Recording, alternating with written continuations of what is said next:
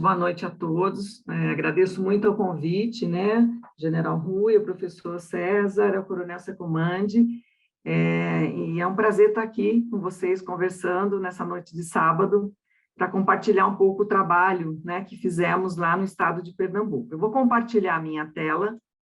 Bom, então, esse título da apresentação, Novas Velhas Batalhas, Educação Patrimonial no Contexto das Fortificações em Pernambuco, é o título do nosso livro também, né? O livro que publicamos em 2019, ele está disponível para download. Eu até passei o link, né, para o Coronel Sacomandi e também para o professor César. E também tem um artigo que eu escrevi recentemente, saiu esse ano na revista Silogés, pensando um pouco essa questão da valoração do patrimônio, né? Como as pessoas que estão no território dessas fortificações valorizam, né? Valoram esse patrimônio. Que tipo de valoração é essa, né? E, sobretudo, as pessoas que vivem ali no território. Então, uma valoração social, uma valoração afetiva. Então, eu fiz uma reflexão sobre isso. Aí eu pediria que o professor César colocasse no chat os dois links, né? O link do livro e também o link do artigo da revista Silogés. Bom, essa atividade do inventário participativo em Pernambuco, ela é uma atividade de educação patrimonial, né? E é muito importante a gente começar entendendo esse termo, né? Um termo que tem duas palavras, a palavra patrimônio e a palavra educação. E eu gosto muito de começar a minha fala sempre perguntando, né, de que patrimônio nós falamos e de que educação nós falamos, já que são termos que são compreendidos, né, e que historicamente foram entendidos de formas diferentes, né? Você tem uma evolução do conceito do patrimônio no Brasil e no mundo, né? Assim também da educação, né? E entender o que as pessoas pensam, né, de um bem cultural e de um patrimônio como as fortificações, é muito entender como essas fortificações, esse patrimônio, afeta a vida dessas pessoas, né? E entender também que lugar que tem a educação patrimonial na preservação do patrimônio cultural. Muitas vezes ela é entendida como uma atividade final. Depois que o bem está reconhecido, né, tombado, quando é patrimônio material, registrado, quando é patrimônio imaterial, é que se pensa em fazer a atividade de educação patrimonial. E a gente acha que não, a educação patrimonial ela tem que estar desde o início, né, da identificação desse patrimônio, do entendimento desse patrimônio. Claro, no caso das fortificações, né, elas já têm um tombamento com algum tempo, porém, os fortes, as fortificações estão ali na vida das pessoas, no hoje, no presente. Então, que significado isso tem? Então, essa era a grande pergunta, né? Os inventários participativos, eles vêm nesse sentido. Então, tentando... eu tentei passar aqui, não consegui, gente, não sei... agora foi. Tentando, então, começar com essa discussão de que patrimônio estamos falando, de que educação estamos falando. O patrimônio, a base legal que nós temos, e que a gente acredita muito nessa base legal, é o artigo 216 da Constituição Federal, de 88, né, da Constituição Brasileira, que traz, sim, né, o dever do Estado em preservar o patrimônio imaterial, né, que isso não tinha até então. O IPHAN é uma instituição longeva, o IPHAN é de 1937. Porém, né, o artigo 25 de 1937, ele recaía mais sobre a preservação e a proteção do patrimônio material, né? E a Constituição traz esse dever do Estado e da sociedade em preservar também as formas de expressão, os modos de criar, fazer e viver, né? Enfim, as criações científicas, as obras, os documentos, os centros históricos, tudo que já era patrimônio, porém amplia para a figura do patrimônio imaterial. Mas o mais importante, na minha opinião, desse artigo 216 é o que está grifado aí, né, que é pensar em todos os bens, né, de natureza material e imaterial, que se referem à identidade, à ação, à memória dos diferentes grupos formadores da sociedade brasileira. Então, a gente está falando da tarefa que o Estado brasileiro tem de preservar, né, a memória, as referências culturais e o patrimônio dos grupos que formaram, sim, o Brasil, né? Então, dos nossos povos originários, das comunidades afrodescendentes que aqui chegaram, dos imigrantes de todas as partes do mundo que chegam aqui. Mas também estamos falando dos grupos sociais que estão hoje nas cidades, né? Estamos falando dos grupos sociais que vivem nos centros urbanos, das comunidades indígenas hoje, das comunidades quilombolas hoje. Então, é pensar que nós temos esse dever e essa tarefa, né, de defender o direito à memória e o direito ao patrimônio.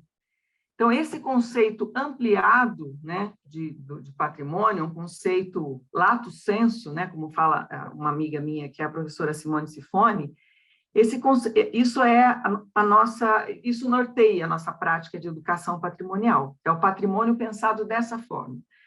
Nós não vamos trabalhar somente com o que está reconhecido, né? Não vamos trabalhar com o patrimônio só que o Estado já reconheceu, já tombou, já registrou. Mas nós vamos trabalhar com os patrimônios que as pessoas reconhecem nos seus municípios. Eu sempre gosto de dizer que a política pública ela é uma abstração, né? A política pública federal, ela é uma abstração. A vida acontece nos municípios, nos 5.570 municípios que temos no Brasil.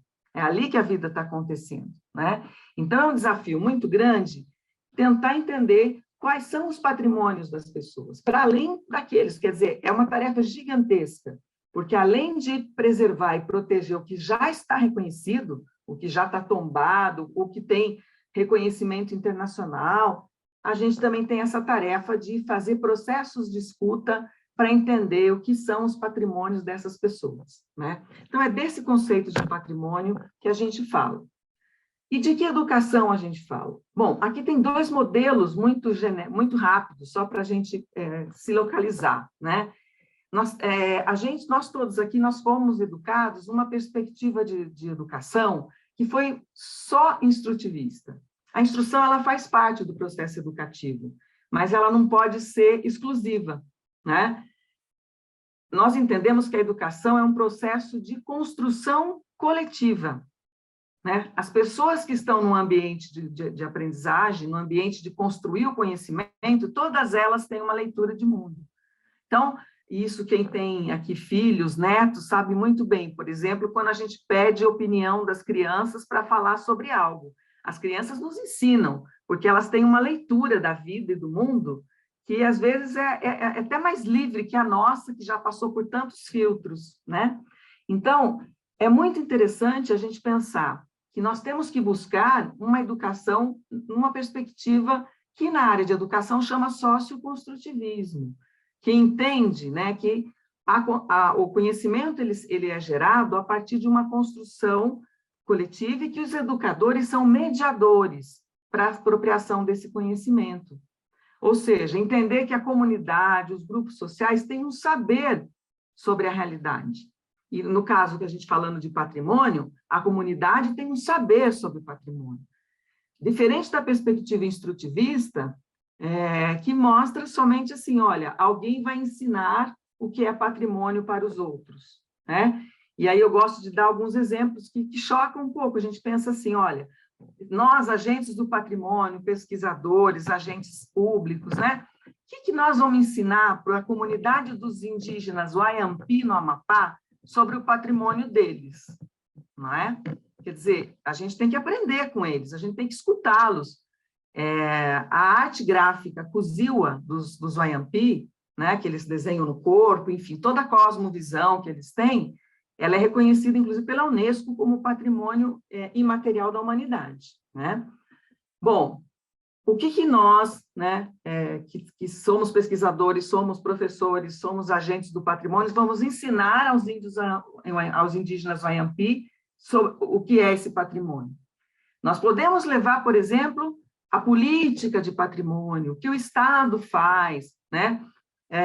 Um processo de escuta é muito mais eficiente para a gente trabalhar a questão da educação patrimonial do que um processo de instrução, né? Porque esse patrimônio se refere a uma comunidade que produz esse patrimônio, que a gente chama de patrimônio, mas as pessoas chamam de vida, é a vida delas, né?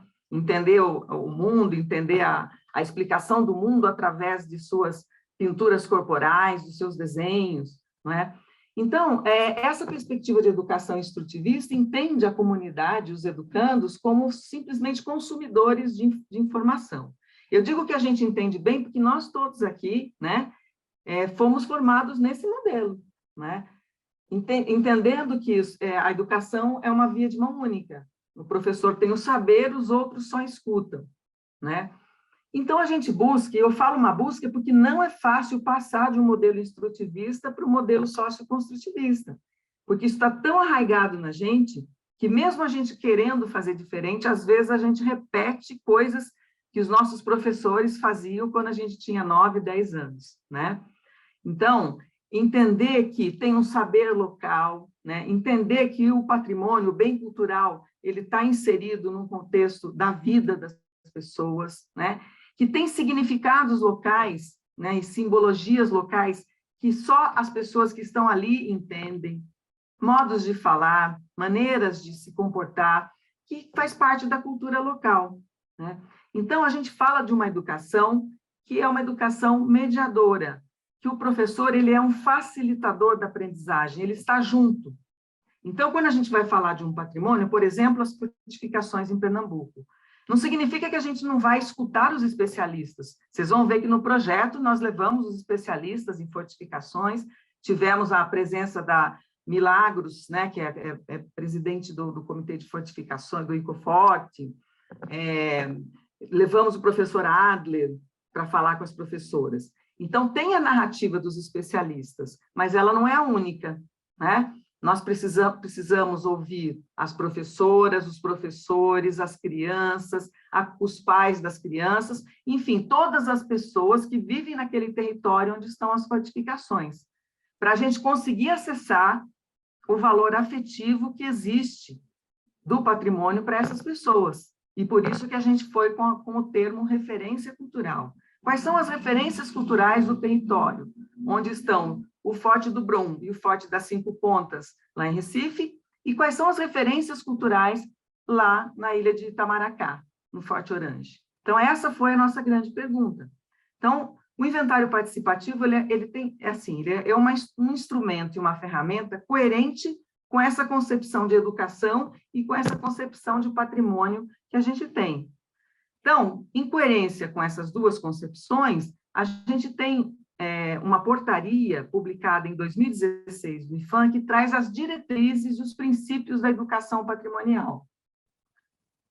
Aqui não está na linguagem da portaria, se alguém quiser depois pesquisar, é a portaria 137 de abril de 2016, a portaria IPHAN. Ali a gente traz o que a gente acha importante ter nos projetos e ações de educação patrimonial. Então, a primeira delas é essa questão de entender a educação patrimonial como eixo transversal, né, das ações de preservação do patrimônio. O patrimônio ele começa na identificação, depois ele vai para a proteção, enfim, para a valorização, e depois promoção, difusão.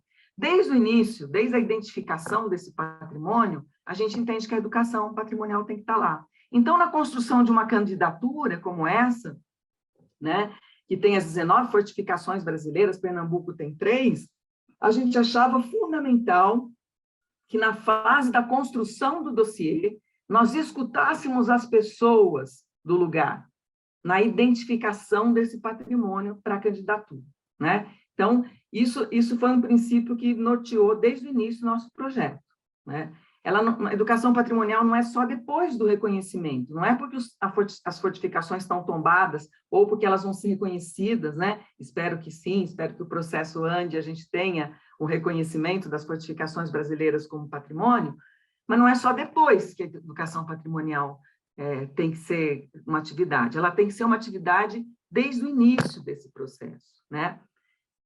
A gente entende também que é preciso assegurar essa participação da comunidade nessa identificação, né? Então, assim, claro, não deu tempo para a gente fazer, e nem dinheiro, não tinha recurso do IPHAN para fazer nos 10 estados onde estão as 19 fortificações, mas era isso que a gente queria fazer.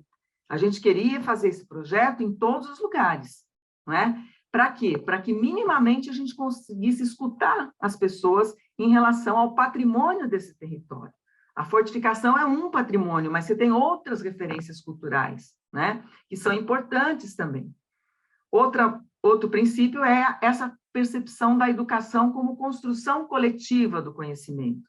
Então, a escuta do morador, de criança, de adolescente, de adulto, dos moradores do território, elas têm que estar numa horizontalidade com a narrativa dos especialistas. Então, não é só uma forma de ter uma narrativa sobre esse patrimônio, né?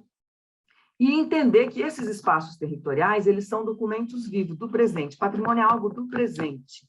Acho que isso é muito importante, porque é muito comum em projetos de educação patrimonial a gente ver, é importante valorizar o passado, vamos trabalhar o passado porque é histórico, porque é a nossa história. Não é só isso. As fortificações, né, no caso, como a gente está falando delas, mas qualquer patrimônio, eles estão presentes na vida das pessoas no hoje e no agora.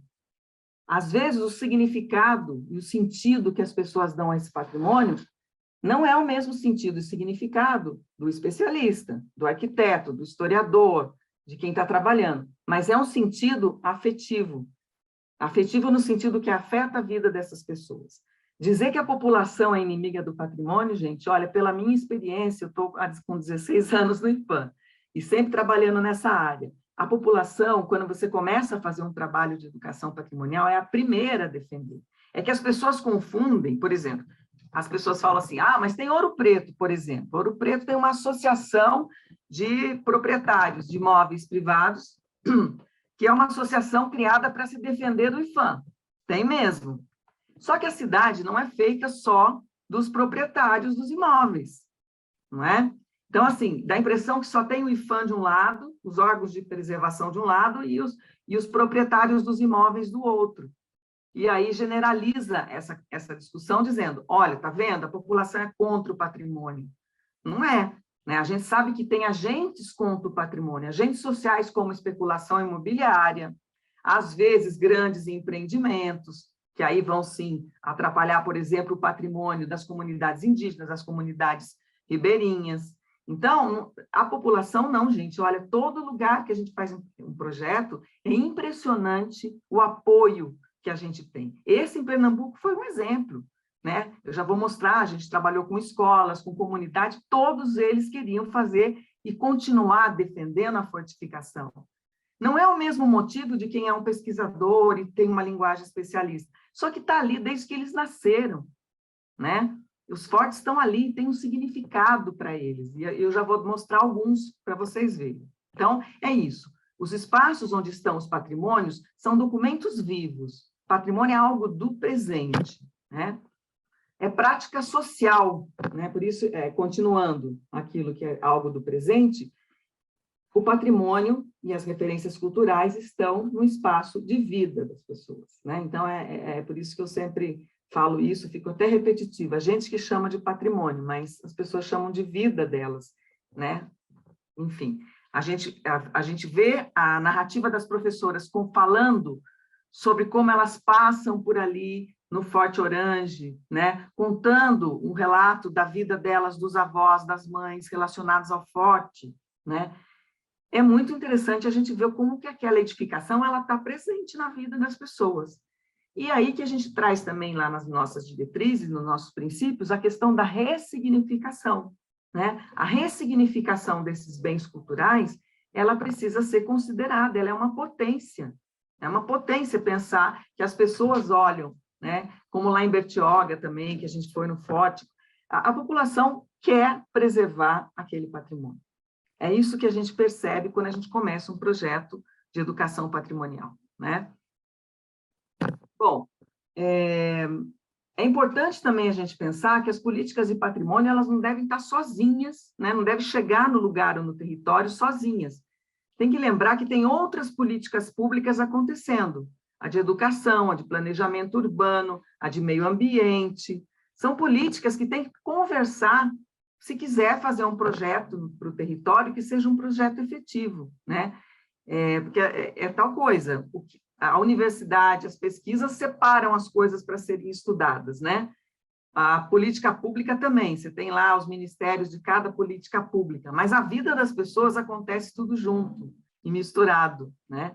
Então, pensar em práticas intersetoriais, né? Pensar em chamar para projetos educativos outras representações de políticas públicas, quer sejam elas municipais, do Estado, ou políticas federais. É muito importante isso, né?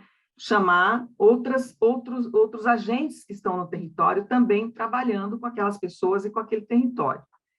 Entender o patrimônio como um eixo de desenvolvimento local, né? Mas não é um eixo, um desenvolvimento voltado para um grupo específico de pessoas, como muitas vezes o turismo faz, por exemplo, né? Então, vamos trazer o turismo, grandes empreendedores, grandes hotéis, grandes resorts, tá, mas e a população que vive lá? Vai ser o quê? Mão de obra barata? E, às vezes, essa mão de obra barata vai acabar sendo expulsa porque não tem a qualificação que um determinado empreendedor quer? Será que não é possível pensar num desenvolvimento local, inserindo essas pessoas nesse projeto de desenvolvimento? Por exemplo, com turismo de base comunitária, por exemplo, com ações, né, que as pessoas já tenham nos seus trabalhos de artesanato, enfim, de comida, que as pessoas fiquem no lugar e não sejam expulsas, né, em processos de gentrificação, como a gente conhece em vários lugares, né, do Brasil, do mundo. Então, é entender que pode ser um eixo de desenvolvimento local para e com as pessoas, né? E isso da educação como uma construção conjunta, coletiva do conhecimento. Entender que tem um saber local que a gente tem que escutar, que a gente tem que fazer processos de troca de conhecimento, né? Aqui são duas fotos do projeto, já lá de Pernambuco. A primeira, vocês veem a Lia de Itamaracá, né, que é muito conhecida no Brasil, por conta da ciranda, né, uma mulher super representativa da ciranda no Nordeste, e a escola que a gente trabalhou perto do Forte de Santa Cruz, né, o Forte Orange, lá na ilha de Itamaracá, ela foi merendeira da escola. Então, foi uma alegria para ela conversar com as crianças e as crianças fazendo o papel de jornalistas ao entrevistá-la no inventário participativo. E aqui, na segunda foto, são crianças que escreveram cartas para outras crianças de escolas da Holanda. Houve uma troca de cartas aí. Bom, e na nossa portaria, está aí o número dela, para quem quiser pesquisar depois, a gente traz, então, esse entendimento da educação patrimonial como processos educativos, formais, né? Quer dizer, dentro das instituições escolares, da educação formal, mas também não formal, nos grupos sociais, né? Na sociedade civil organizada, nos movimentos culturais, né? Que tem como foco o patrimônio cultural e que entende as referências culturais, né? Ou seja, o que as pessoas entendem como seu patrimônio, como sua referência cultural daquele lugar. E sempre pensando que esses processos educativos têm sempre que ser dialógicos, né? Sempre primar pelo diálogo e pela participação efetiva das comunidades. Nesse sentido, gente, depois que eu apresentei o que educação a gente entende, o que a gente entende por educação, o que a gente entende por patrimônio, e os nossos princípios e nossas diretrizes que estão na portaria, o inventário participativo é uma ferramenta que pretende ser coerente com tudo isso, né? Porque ele nasceu, gente, dentro das escolas, no programa que existia antes, se chamava Mais Educação. Era um programa que colocava no contraturno das escolas atividades que que eram relacionadas com políticas públicas. Então, por exemplo, o Ministério da Ciência e Tecnologia tinha uma oficina que era oferecida no Mais Educação de rádio e TV. A escola que escolhesse a oficina do Ministério da Ciência e Tecnologia tinha um recurso para comprar equipamentos para fazer rádios comunitárias, por exemplo. O Ministério da Esporte tinha seu kit. Nós, no IFAM, também propusemos uma oficina, a Oficina de Educação Patrimonial. Só que a gente pensa na realidade, de novo, 5.570 municípios, né? O Mais Educação já estava em 100 mil escolas. Como é que a gente vai levar, não é levar um material pronto, único, com essa diversidade de cultura e de municípios que a gente tem no Brasil, né? Não se trata de dar um material para as pessoas estudarem. Então, a gente pensou na ideia de inventários, né, como ferramenta para que cada escola que escolhesse a educação patrimonial olhasse para o seu bairro, olhasse para a sua cidade e levantasse o seu patrimônio, as suas referências culturais. Então, ele nasceu como inventário pedagógico, uma parceria com o Ministério da Educação, né? Quando acabou, em 2016, o programa Mais Educação, nós, no IPHAN, resolvemos transformá-lo num material do IPHAN. Então, hoje ele é uma publicação do IPHAN, de livre acesso para ser usada como quiser, não precisa de autorização do IPHAN para usar, nada. Ele é usado por secretarias de cultura nos municípios, por comunidades indígenas, a gente tem notícia do uso dele em vários formatos, em vários grupos sociais. Então, ele é um instrumento educativo, é um instrumento de mobilização e participação social. Ele estimula que a própria comunidade busque identificar o seu patrimônio, as suas referências culturais.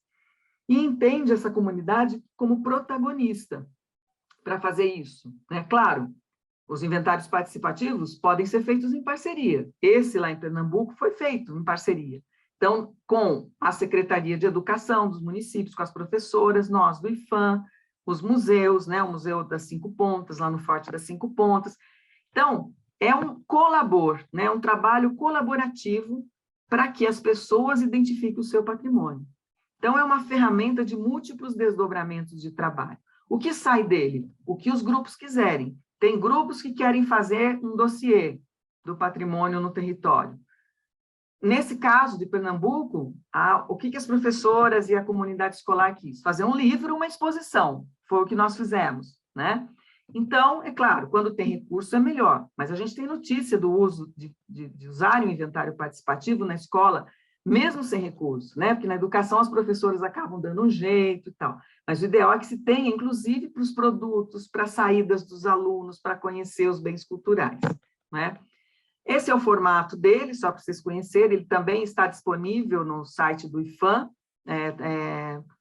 professor César, né, Coronel Secomandi tem o link aí também para compartilhar depois, e ele é baseado em fichas, né? Fichas que ajudam a estruturar o projeto, que a gente chama fichas do projeto, né? Que o grupo vai identificar o território, como vai ser feito, a problemática do inventário, e as fichas das categorias, que são as categorias, lugares, formas de expressão, saberes, como eu vou apresentar aqui. Aqui é só para vocês verem mais ou menos como funciona.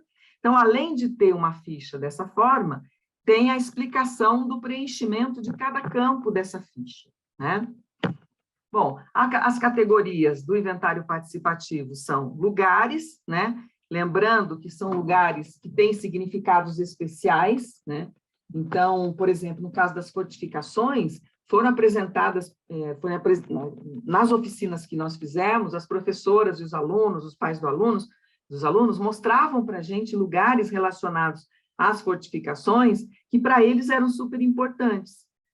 Então, eu me lembro até, por exemplo, do professor Adler ficar assim, muito entusiasmado com a fala de uma professora que falou de um lugar que as pessoas iam lá, perto do Forte Orange, que era um lugar que algumas comunidades consideravam sagrados, por exemplo, que o professor Adler nunca tinha ouvido falar, né? Então, esses são lugares que têm significados especiais para as pessoas, né? Que têm um sentido especial.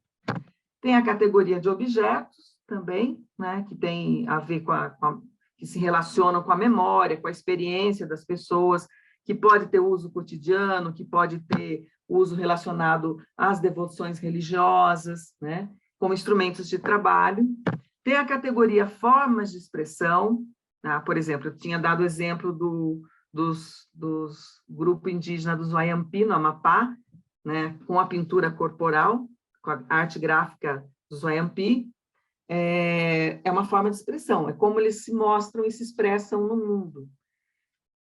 Também jeitos de falar, gírias, maneiras como as pessoas se comunicam, tudo isso está na categoria formas de expressão. Celebrações, né, que são as festas por motivos religiosos, de lazer, de colheitas, festas especiais para o município, para o bairro. Os saberes, né, que são as técnicas, né, relacionadas a uma comida ou uma forma artesanal de fazer algum instrumento musical, enfim, né, são saberes, né, o modo que as pessoas fazem algo que é considerado uma referência para aqueles grupos sociais. Bom, isso foi só para apresentar rapidamente no debate. Se vocês tiverem mais alguma dúvida, a gente pode falar mais sobre ele. E aí, falando do projeto em si, como é que surgiu o projeto? Bom, teve uma chamada da Embaixada da Holanda, né, para projetos em cooperação, para onde tivesse patrimônio comum. Foi uma chamada para o mundo todo, países que tivessem patrimônio comum com a Holanda. E no caso do Brasil, a gente tem, né, em Pernambuco, as 3 fortificações têm relação com a história da Holanda e com o patrimônio da Holanda. E aí, esse edital chamado Shared Cultural Heritage Policy Framework, ele chamava. Aí a gente viu essa chamada e pensamos, por que não pensar num projeto para escutar as escolas sobre as 3 fortificações de Pernambuco. Então, nós fizemos isso, juntamos o IPHAN aqui de Brasília, né, a Coordenação de Educação Patrimonial aqui em Brasília, na sede, a Superintendência do IPHAN em Pernambuco, a Associação dos Amigos do Museu da Cidade do Recife, a Fundação do Patrimônio Histórico e Artístico de Pernambuco, a Fundarp, né, que é o órgão estadual do patrimônio, e a Secretaria de Educação do município de Recife e de Itamaracá, né? E a ideia era construir esse projeto para usar o inventário participativo nos territórios onde estavam as 3 fortificações brasileiras, que estão em Pernambuco, que pertencem à lista, né, indicativa a patrimônio mundial, que são o Forte das 5 Pontas, o Forte do Brum e o Forte Orange. Esse foi o custo do projeto, né? Então a Embaixada da Holanda financiou R$ 115.932, onde a gente usou com os materiais das oficinas que foram feitos nas escolas. Foi um projeto de 1 ano, gente, né? Foi 1 ano de aplicação do inventário participativo. Lanches, transporte, né? Porque muitas escolas precisavam visitar os 3 fortes, então de Itamaracá até Recife, e as escolas de Recife iam até Itamaracá, e a gente sempre quis que fossem um bom transporte, uma boa alimentação para as crianças, né? Também a Embaixada da Holanda financiou a publicação, né, que vocês podem ver, que está disponível para download aí. Então, a edição, a revisão e a tradução. E a Embaixada da Holanda custeou também a exposição, que eu já vou mostrar algumas fotos. A contrapartida do IPHAN foi em diárias e passagens para a equipe, né, de técnicos do IPHAN que participaram do projeto, e a impressão, né, a impressão da publicação foi feita também em contrapartida. Ao todo, o projeto custou R$ 160.172. Bom, e aí algumas coisas que foram importantes. Primeira coisa, uma atividade de planejamento. O planejamento ele foi feito com as pessoas, né, com as professoras, isso, e com os parceiros todos, né? Não se tratou de um projeto de Brasília para ser aplicado em Pernambuco. Isso é muito importante de dizer. Por quê? Porque se a gente acredita que a construção é coletiva, não tem sentido a gente levar um projeto pronto. A única coisa que a gente tinha era a ferramenta, o inventário participativo é a ferramenta. Como vamos usar essa ferramenta? Precisamos construir isso junto. Para fazer tudo junto, a gente precisava de parcerias formais. Não é a gente do IPHAN chegar nas escolas, falar com os diretores, deixa a gente fazer uma atividade aí de educação patrimonial. Não. A gente fez um acordo de cooperação técnica, o IPHAN assinando, o órgão estadual de patrimônio assinando, as secretarias de educação dos 2 municípios assinando, lançamento do projeto. Aqui na primeira foto vocês têm, né, na época, a presidente do IPHAN, Kátia Bogeia, junto com os secretários municipais de educação dos 2 municípios, o presidente da Fundarp, que é o órgão estadual do patrimônio, enfim, uma articulação política para formalizar o projeto, até para que as professoras e os professores fossem liberados para o projeto, porque eles têm um monte de coisa para fazer em sala de aula, isso é muito importante, sabe? Ter um compromisso formal que aqueles professores, aquelas escolas que estavam no projeto iam ficar trabalhando com a gente durante um ano, né? Fizemos uma formação de 40 horas, uma semana, lá em Recife, essa segunda foto e essa terceira, né? Justamente para quê? Primeiro, para falar sobre a candidatura, para falar sobre o inventário participativo, mas, sobretudo, na maior parte da formação, um pouco mais da metade dessas 40 horas, foram para que os grupos de professoras e professores planejassem o uso do inventário participativo durante o ano letivo. Claro, né, gente? Quem que vai saber o que serve e o que não serve? São os professores. Sim, a gente teve professor de educação infantil, do ensino fundamental 1 e 2, ou seja, pegamos tanto alunos de 9, 10, 11 anos, quanto 14, 15, 16 anos, e de educação de jovens e adultos também, né? Em processos de alfabetização e letramento. Então, e essa turma foi uma turma que eu já vou mostrar para vocês, que foi uma coisa incrível trabalhar com eles, porque justamente por estarem aprendendo a escrever, e tudo na faixa de 50, 60 anos ou mais, eles têm uma oralidade muito forte. Então, eles se envolveram no projeto de uma maneira que foi muito interessante.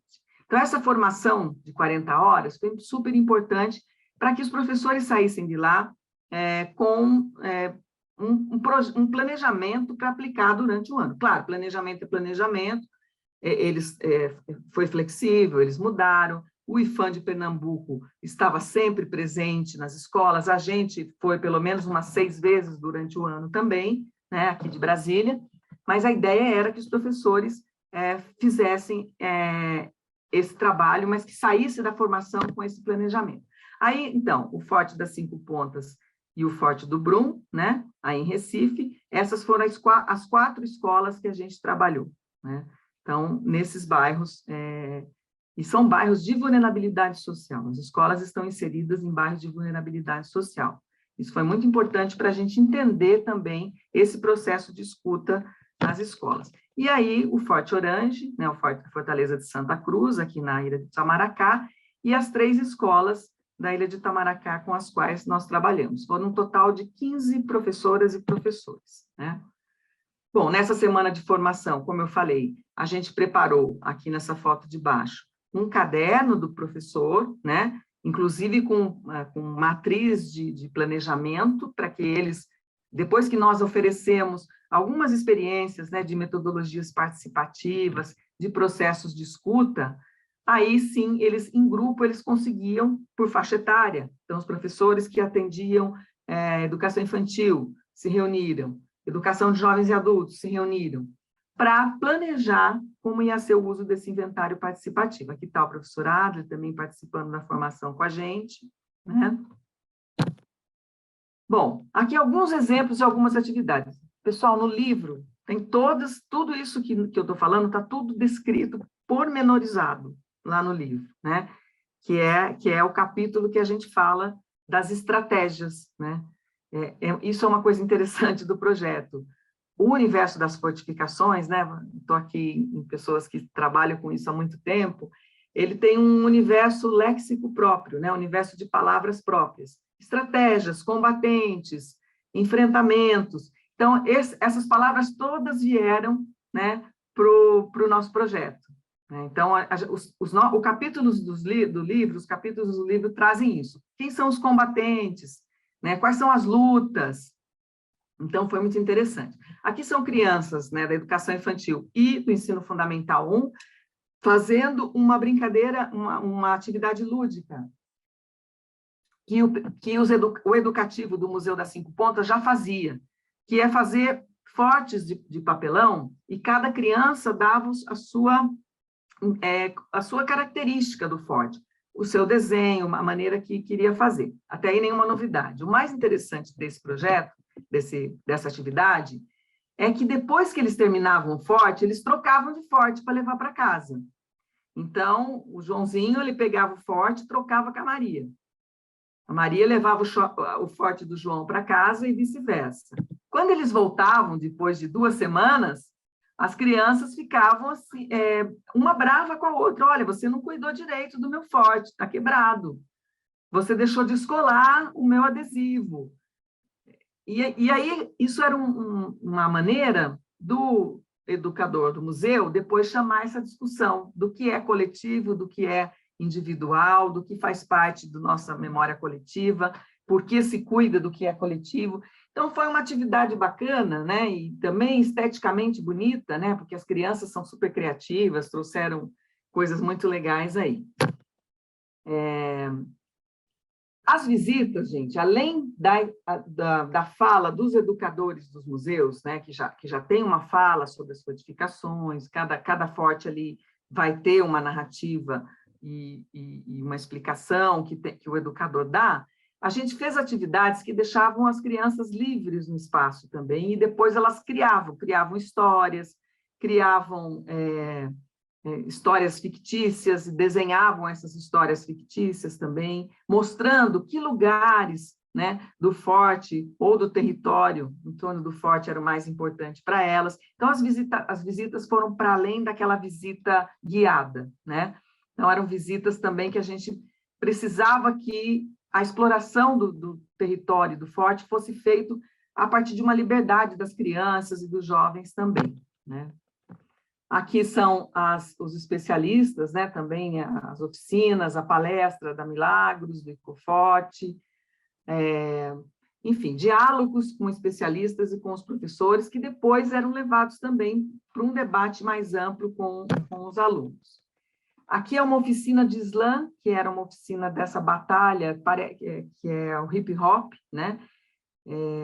Os jovens de 14, 15, 16 anos, você tem que pensar muito bem o que ele gosta, porque não adianta você ir fazer só as falas em forma de palestra ou de instrução. É preciso trazer uma linguagem que eles também estejam acostumados e tenham prazer de trabalhar. Então, essa foto aqui, essa menina, que eu me esqueci agora o nome dela, mas ela era uma menina que tinha ganhado um campeonato de slam, que é essa batalha de hip hop, né, batalha de rimas na rua e tal, entre jovens. Ela tinha ganhado um campeonato em Paris, né, e ela é de Recife. Então, ela foi falar com os outros jovens, e dessa oficina saíram muitos escritos, né, sobre as lutas desses jovens nesse território, né. Enfim, também oficinas de aquarela que foram feitas, né? Várias possibilidades, sempre pensando que o inventário participativo trazia essa possibilidade de diálogo sobre todas aquelas referências, sobre os lugares importantes para eles, sobre as formas de expressão, sobre os saberes do território. Por exemplo, na ilha de Itamaracá, no livro vocês vão ver, tem muita foto da comunidade e dos pais dos alunos que pescam, porque a pesca, né, como um saber do território, foi super importante. As crianças só falavam disso. Tinham histórias de pescador, tinham histórias dos pais, já sabiam falar para a gente dos instrumentos de pesca, coisa que a gente ali na ilha de Itamaracá, né? A comunidade de pescadores é muito grande. Então, isso apareceu muito forte nas rodas de conversa também. Então, tem fotos lá no livro e toda a descrição dessas atividades. Também fizemos atividade, como eu falei, com a Lia de Itamaracá, né, lá no Forte, com a ciranda, é uma forma de expressão, patrimônio imaterial de Pernambuco, ela é uma representante da ciranda, as mães das meninas, enfim, também tinha muitas cirandeiras entre as mães e avós das meninas, das crianças, né?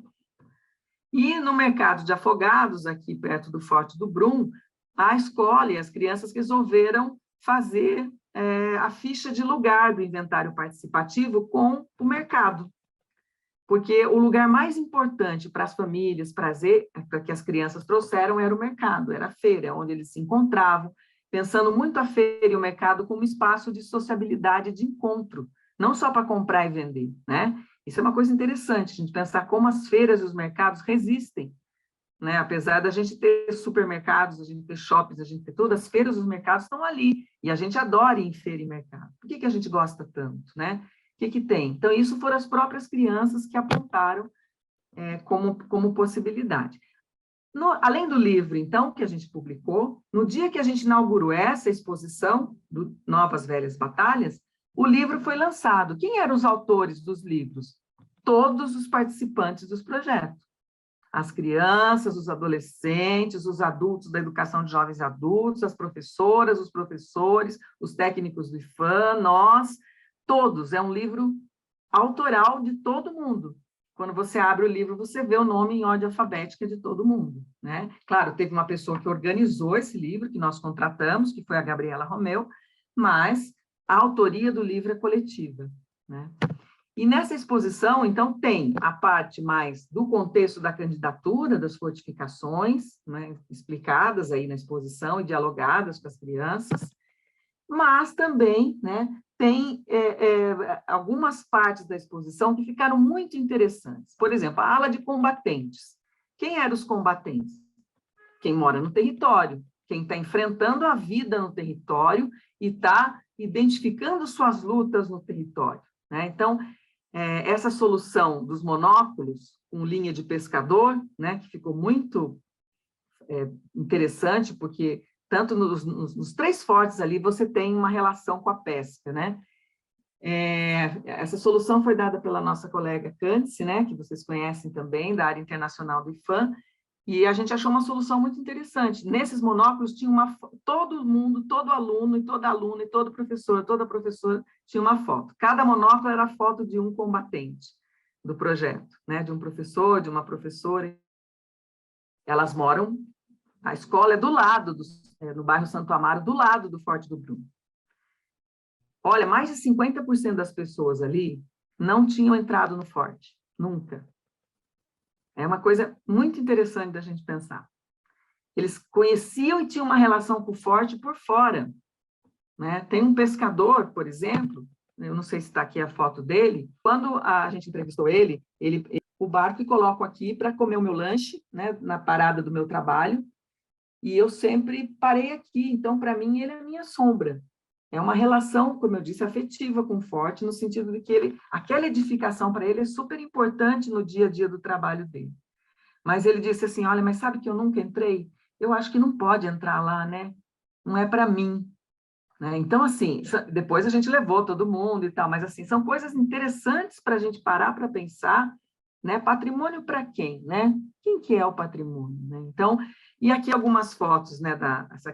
Aqui é uma professora da educação de jovens e adultos, aqui é uma professora da educação do ensino fundamental, e essas 2 senhoras, aqui na primeira foto, são alunas da educação de jovens e adultos perto do Forte do Brum. Então, elas estão vendo as entrevistas que elas fizeram e que a gente colocou na exposição. Esse mapa que está no chão, mapa afetivo, ele foi construído também pela turma de educação de jovens e adultos. Como eu disse, são pessoas que estavam se alfabetizando, né? Então não sabiam ler e escrever, e algumas estavam em letramento, já sabiam ler um pouquinho. Tinha um dos alunos, ele é operário da construção civil. Então, ele subia todo dia um prédio super alto para trabalhar. Ele começou a fazer foto do bairro de Santo Amaro, onde está o forte, e mandar para o grupo do WhatsApp. Chegava à noite na escola, eles reproduziam aqueles quadrantes do bairro que ele fotografava, desenhavam na cartolina e ficavam contando a história do passado, né, de como era o bairro, né, e como era o forte, como eram as pessoas que viviam ali no passado, mas lamentando a situação do presente, enfim, o aterramento, não tem mais caranguejo para comer, então tinha todo um questionamento sobre por que não existe mais a relação com o rio ali, né, com os caranguejos, por exemplo, e uma vontade de futuro, que aquele bairro fosse diferente. Porque tem desenhos, no livro vocês podem ver, tem desenhos também de peixes, de caranguejos, de crianças brincando perto do rio. Então, esse mapa afetivo foi um dos que eu mais, assim, achei mais realista e mais reflexivo. Veja que veio de adultos, né, de 50, 60 anos e mais, que não sabiam ler e escrever, mas conseguiram, eles fizeram 1 ano isso. O mapa ficou tão bacana na cartolina, gente, com lápis de cor, com canetinha, uma coisa muito básica. Aí nós adesivamos o mapa no chão. Eles ficaram muito orgulhosos, né? Então, nessa última foto, essa senhora é a Dona Maria, ela falou, não, eu vou deitar nesse meu mapa, eu não acredito que eu estou aqui no Forte das 5 Pontas, que ela também, que é um espaço, vamos combinar, né, gente? As pessoas não têm essa relação com o forte, de achar que elas podem entrar, que é um espaço público, né?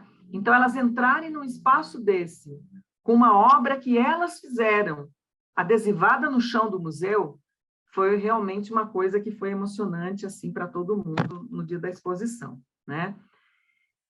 E a ressignificação das batalhas, né? Então, o que é? Essa é uma pergunta que permeou o projeto todo. Quais são as suas lutas? Quais são as suas batalhas? Aqui é uma frase que está no livro, que a gente pôs na parede na exposição também, que a professora falou, né? A professora Maria da Conceição, aliás, aluna.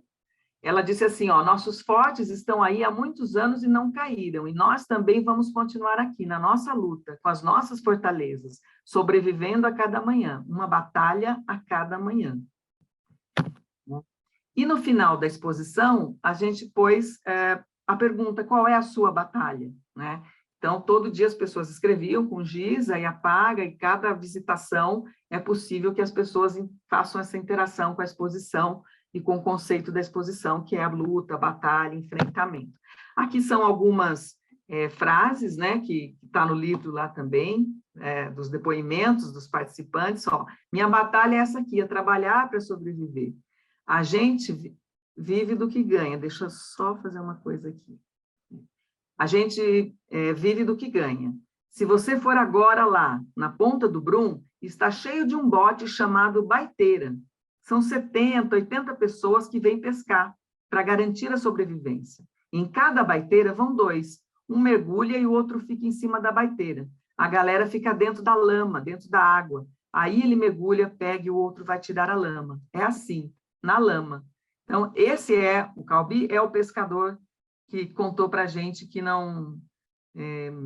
simplesmente nunca tinha entrado no forte, né? E ele parava ali para fazer o lanche dele.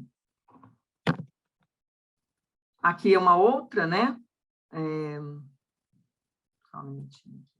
Temos hoje muitas batalhas que são pelo direito das mulheres, pelo direito da juventude, pelo direito da população negra. A batalha central que a gente vive hoje é essa coisa pela democracia.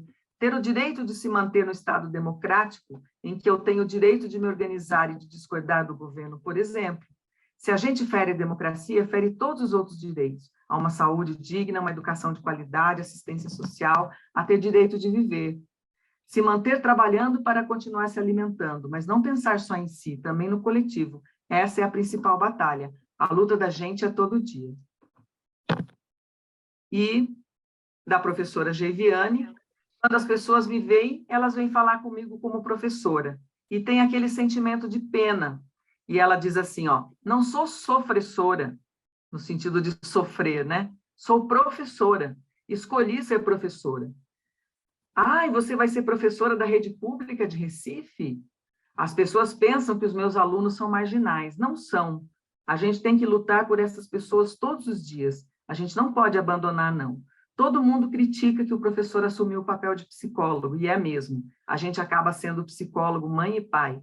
Essa é a grande batalha, né? Então, esses foram só alguns depoimentos, no livro tem outros.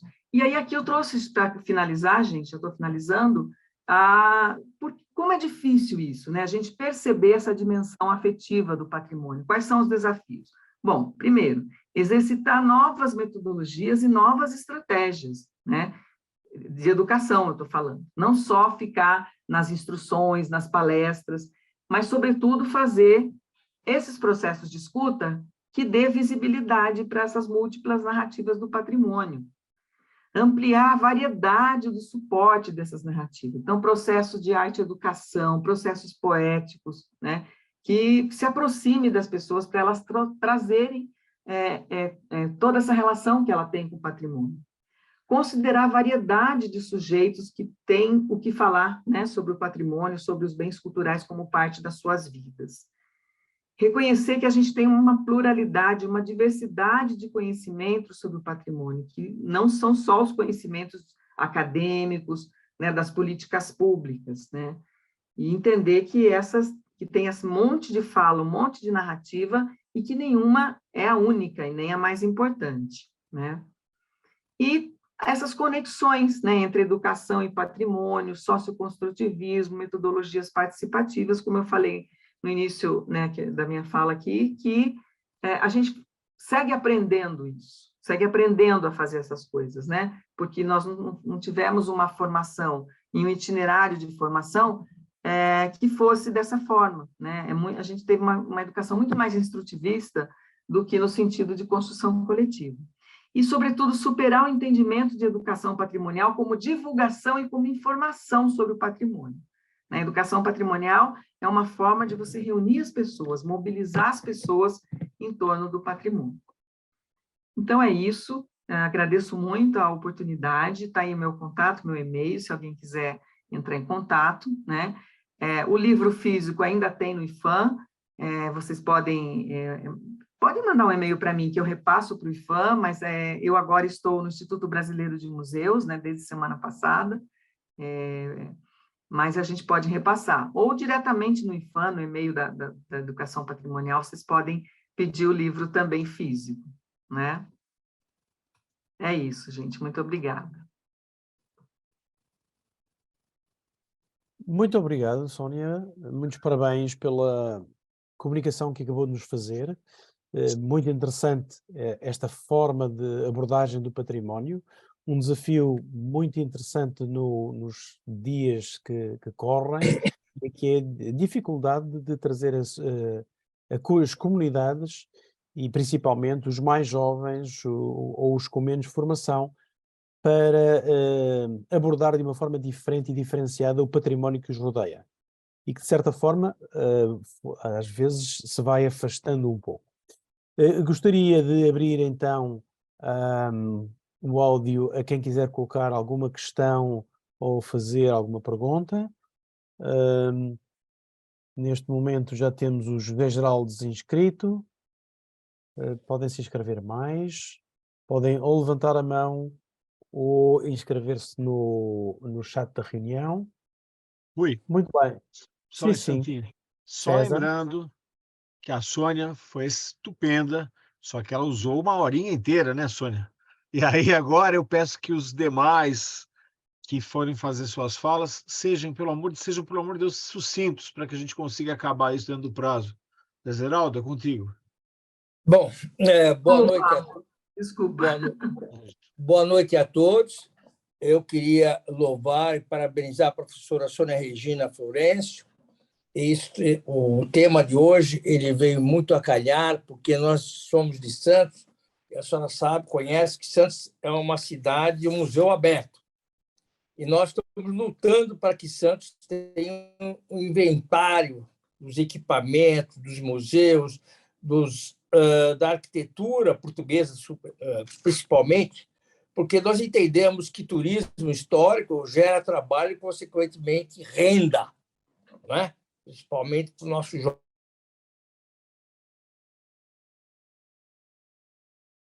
Caiu o áudio do Zé Geraldo.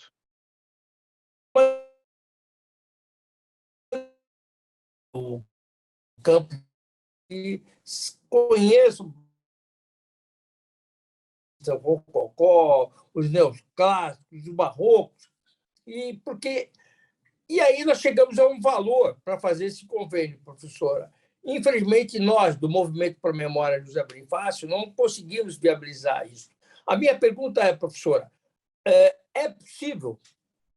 Tecnicamente, eu sei que é possível, e a gente vai trabalhar nisso, mas fazer um convênio entre a Prefeitura Municipal de Santos, Prefeitura e o IPHAN, de sorte a nós fazermos, junto com as nossas crianças, com a nossa comunidade acadêmica, e a arquitetura, as duas faculdades de arquitetura que tem na Baixada, para que nós possamos fazer esse levantamento, esse inventário histórico da cidade?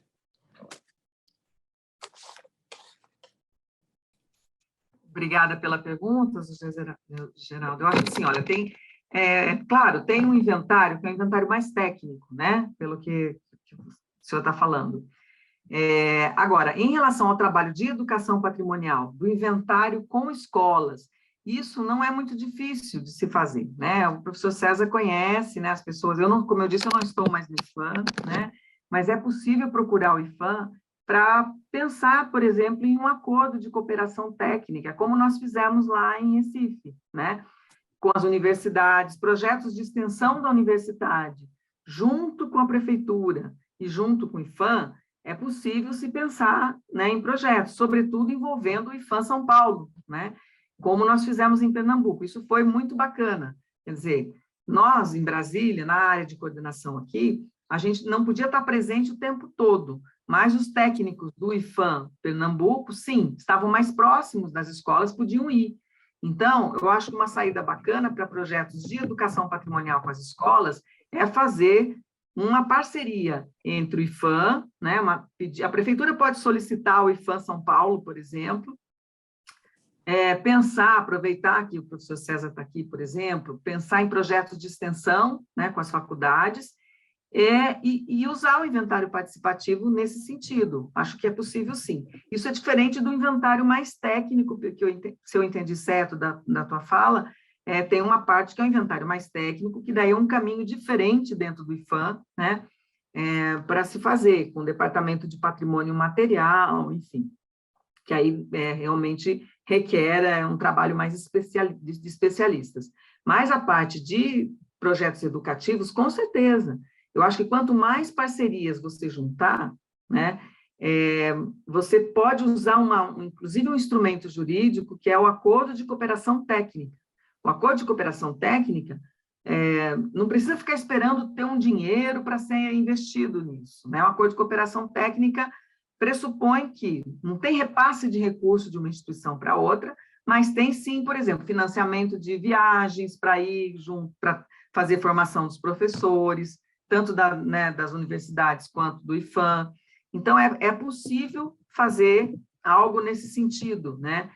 Sem pensar assim em repasse de recurso e convênio. O convênio já é uma licitação, passa por análises mais complexas, mas acordo de cooperação técnica é um instrumento que a gente gosta muito de fazer, porque é isso, você começa a pensar em trabalho a partir de compartilhar técnicos de universidade, do IPHAN, das prefeituras, para fazer o trabalho.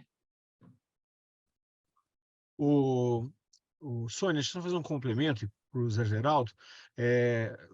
A Universidade Católica de Santos já tem um trabalho, uma tratativa, pelo menos hoje, com o município de São Vicente, para fazer um levantamento de roteiros patrimoniais envolvendo patrimônio material, imaterial, natural, né?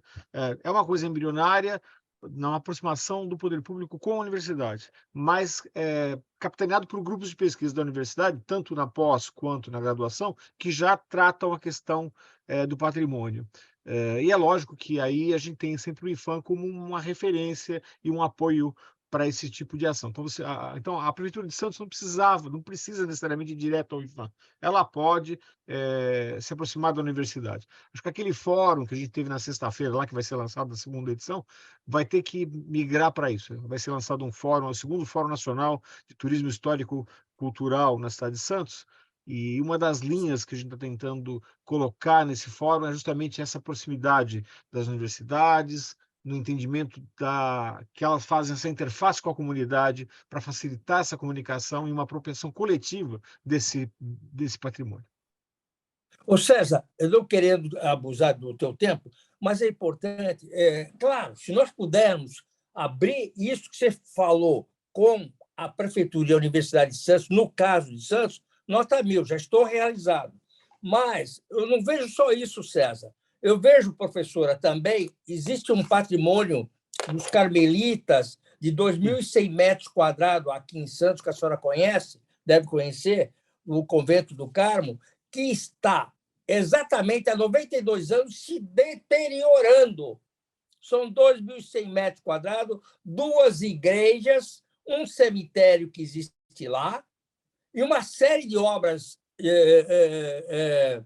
sacras e de vários estilos, uma arquitetura portuguesa muito bonita, muito criativa, e aquilo lá está se deteriorando. Nós já fizemos reunião com o prefeito, já fizemos reuniões com o chefe do provincial dos carmelitas e não tivemos êxito. Não tivemos êxito. Ora bem, se agora nós entrarmos, através do professor César, com a universidade, um convênio entre prefeitura, Unisantos e o IPHAN, será que nós teremos êxito, professor César? Geraldo, Depois a gente fala sobre isso para não desviar a atenção aqui. Mas É, o MP, o Ministério Público foi envolvido nisso e ele chamou a universidade, já houve algumas tratativas, então provavelmente a Universidade Católica, tanto na minha figura, vai entrar no Convento do Carmo para tentar fazer uma ação. Depois eu te explico melhor. Agora vamos voltar para a nossa conversa. já agora, Não, mas se me permite, tá bom, professor. Geraldo, agora vamos passar. Passa. Eu hoje tive um dia muito interessante, uma série de atividades relativamente próximo de Lisboa, atividades essas muito relacionadas com as linhas de Torres Vedras. Eu vou tentar, numa das próximas sessões, pelo menos até ao verão, ver se consigo trazer alguém da rota histórica das linhas de Torres, falar um bocadinho sobre a preservação do património. Era um património que há 40, 50 anos estava praticamente desaparecido, praticamente em destruição, e nos últimos 40 anos, mais e sinceramente nos últimos 20 anos, os diversos municípios de toda a área de implantação das linhas de Torres Vedras fizeram um trabalho notável, envolvendo toda a comunidade, envolvendo as comunidades escolares, mas envolvendo também a comunidade económica e tornando todo esse património, reabilitando e tornando esse património de forma a ser usufruído pela comunidade e atraindo turismo, atraindo pessoas de outras áreas, tornando uma área muito interessante. Eu vou tentar trazer esse exemplo aqui sim, para depois também partilhar com os nossos amigos brasileiros a história da rota histórica das linhas de Torres. Acho que é uma coisa bastante interessante. Temos aqui assim, o Sanches coloca aqui assim uma questão e eu gostaria que ele a colocasse, até porque na realidade ele levanta aqui assim um problema com a questão do património indígena. Sanches. O que eu destaquei da fala da professora foi quando ela lembra da importância do patrimônio cultural indígena. No caso, ela citou com muita propriedade a questão do Wayampi, que é um povo indígena do nosso Amapá, e, recentemente, a questão uns 4 ou 5 anos, o patrimônio indígena mexicano foi utilizado por estilistas, no caso, Carolina Herrera, e o governo mexicano tomou a atitude de defender o patrimônio indígena, aquele patrimônio cultural, porque um X no braço esquerdo de um indígena macuxi tem um significado. Um X no braço esquerdo de um indígena Yanomami tem outro significado. Como a professora lembrou, quem conhece a Amazônia vê essa diferença ao vivo e a cores. Muito obrigado, professora, pela lembrança do povo Wayampi, lá do nosso Tumucumaque. Muito obrigado, Sanches. Professora Sónia, quer dizer qualquer coisa? Rapidamente, não, é muito bem lembrado o senhor Sanches trazer essa questão, porque até entre os Wayampi a gente teve um problema muito sério aqui também no Brasil, porque o arquiteto da Globo, Rosenbaum, ele usou algumas pinturas da arte gráfica Wayampi e levou para um programa de televisão. E, enfim, decorou as casas, aqueles programas que eles pegam uma casa, arrumam a casa e colocam, né, decorações. E eles levou, como estava, claro, gente, depois que fica conhecido, está no site, todo mundo conhece os grafismos. E ele usou esse grafismo para decorar num papel de parede. Os Wayampi foram até o IPHAN e acionaram o Ministério Público, não porque eles queriam participação nos lucros, mas era exatamente por isso que o senhor apontou, senhor Sanches, que é um dos grafismos usado pelo arquiteto do programa de televisão, era um grafismo que trazia má sorte para as pessoas que não fossem indígenas. Então, a preocupação deles era, se for ficar usando isso, vai trazer má sorte para as pessoas, então é preciso parar com esse uso desse grafismo, né? Porque pela cultura deles, né, aquela explicação, o grafismo dizia respeito a a vida daqueles indígenas, a cosmovisão daqueles indígenas. E o Ministério Público, junto com o IPHAN, proibiu de se usar como papel de parede, que já estava na 25 de março, uma rua de comércio popular em São Paulo. Então, é um caso muito interessante, parecido com esse que o senhor Sanches trouxe. Já agora permita-me dizer que de um caso, quer num caso no outro, tente sempre cuidado com o respeito pelas próprias culturas e pelo significado e significância do património de cada uma dessas culturas. Se houver esse respeito e houver uma permanente referência às suas origens, pode ser, sem dúvida nenhuma, uma forma de difusão desse mesmo património, que sem essa difusão a nível nacional ou a nível mundial poderá ficar esquecido ou mesmo tornar-se perdido, não é?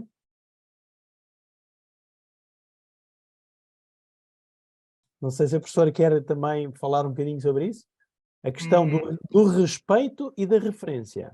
Isso, do respeito e da referência, exatamente, do conhecimento, porque a difusão do patrimônio, quando um bem se torna patrimônio mundial e é reconhecido, ele cai na internet, cai tudo. Então, essa questão do respeito, ela é fundamental, né? O entendimento desse respeito, como o senhor Sanches trouxe também essa questão do povo Macuxi, por exemplo, né? E como é que faz? Qual é o nível para que isso não aconteça? Né? É uma questão muito delicada, porque se as imagens estão na internet, se o Zoiampi não fosse entrar na justiça para não usar mais, isso continuaria sendo usado. Né? Como é que faz? Então, bem complexa essa mesmo. Muito obrigado. Neste momento, eu vou fechar as intervenções. Tenho aqui só uma pergunta no chat que eu vou colocar, que é da Dalânia Cristina Flor, que está em trânsito e, portanto, só consegue participar por chat, e ela gostaria de perguntar à Sónia se há dados sobre os usos e as ressignificações de uso do património pela comunidade após o encerramento do projeto. Querida colega Dalânia, lá de Santa Catarina, fizemos juntos o projeto em Santa Catarina, porque começamos esse mesmo projeto com as fortificações de Santa Catarina, só que aí veio a pandemia, né? Então, fizemos um trabalho muito bacana de forma virtual. Tem um livro também, que está lá no site do IPHAN, que é o Lutas por Aproximação, Educação Patrimonial no Contexto das Fortificações de Santa Catarina, gente. Só que aí o livro é a publicação da nossa formação virtual. Não chegou a ser feito com os alunos. Fizemos somente com os professores, tudo virtual. Ficamos trabalhando 4 meses, nos encontrando virtualmente e fizemos atividades. Quem quiser, depois o professor César pode colocar o link, eu posso mandar também, ou se a Dalânia quiser colocar aí no chat. Então, Dalânia, eu acho que, assim, a gente entende a educação patrimonial como algo que tem que ser contínuo, não é?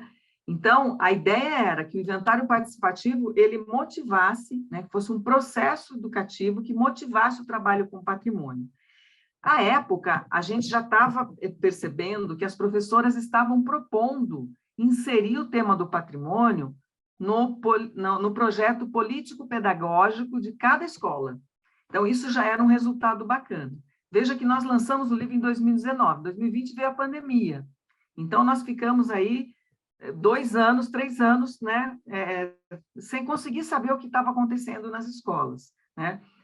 E é uma pergunta super importante, que isso é uma coisa interessante de saber, como é que fica o trabalho continuado, né? Mas eu não tenho esses dados, porque é isso, a gente foi interrompido pela pandemia, a exposição está até hoje no Forte das 5 Pontas, porque Betânia, que é a pessoa, a diretora do Museu das 5 Pontas, ela disse que a procura era tão grande pela exposição, né, que depois da pandemia, quando eles reabriram o museu, eles resolveram deixar mais um tempo a exposição ainda. Mas o contexto pandêmico, né, deu uma pausa, né, no projeto e no que a gente queria fazer. Muito obrigado, professora Sónia, muito obrigado pela sua participação, pela sua comunicação. Foi, acho que, um momento muito especial que tivemos esta noite. Muito obrigado por nos ter trazido este tema. E passaria agora ao César para finalizar, tecer as suas considerações, antes de informarmos o que é que vai ser a próxima tertúlia. Muito obrigado, professora Sónia. Bom, eu vou Eu que fazer... agradeço. Muito obrigada. Vai ser uma fala rápida, porque eu queria depois passar para o seu comando e dar que ele queria falar também. Mas só dizendo que quando o vídeo dessa tertúlia for para o canal do YouTube, em geral, a gente coloca esses links todos lá na descrição do vídeo também. Então, ao longo da tertúlia de hoje, coloquei 2 vezes os links que a Sônia disponibilizou, para quem chegou depois poder ter acesso. Mas mesmo assim, acompanhando depois pelo YouTube, você tem novamente acesso a esses links. Por isso que é tão importante que você que não se inscreveu, se inscreva, porque quando o vídeo for ao ar, você recebe uma notificação, olha, tem um vídeo novo. Aí você vai, olha, é aquele da Sônia. Vou lá e vejo o vídeo e ainda ganho de brinde 2 publicações, tá? Eu acabo aqui a minha participação. Sônia, muito obrigado, viu, querido? Se comande, é contigo, meu querido. É que, ao mesmo tempo, estava tocando o telefone aqui do lado. Eu só queria agradecer profundamente a Sônia, né, por aceitar esse nosso convite e fazer uma pequena consideração que acho que está muito dentro do que você falou. Eu observei aqui, com R$164 mil, vocês fazendo tudo o que fizeram, é impressionante. Então, não é problema de dinheiro, é problema de vontade.